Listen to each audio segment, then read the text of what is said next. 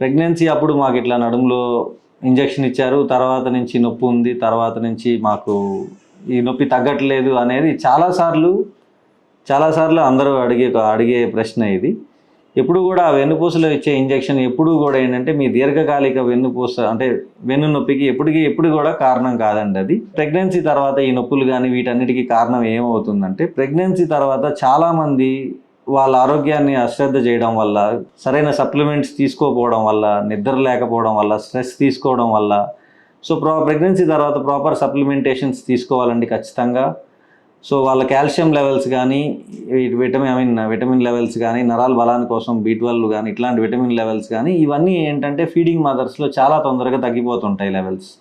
ఆ డెఫిషియన్సీస్ వల్ల మీకు ఇంకా ఎక్కువ బాడీ పెయిన్స్, బోన్ పెయిన్స్ కానీ, మజిల్ పెయిన్స్ కానీ ఎక్కువ అవుతాయి తప్పితే డైరెక్ట్గా ఈ ఇంజెక్షన్కి దీనికి ఏం సంబంధం ఉండదండి.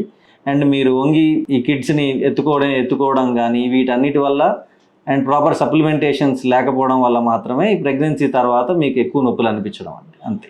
మెడ్ప్లస్ లో అదే మెడిసిన్, అదే క్వాలిటీ, మార్కెటింగ్, డిస్ట్రిబ్యూషన్, ఇంకోటి అంటూ వీళ్ళకి అదనపు ఛార్జీలు ఉండవు. అందువల్లే 50 to 80% డిస్కౌంట్ లో మనకు అందిస్తున్నారు.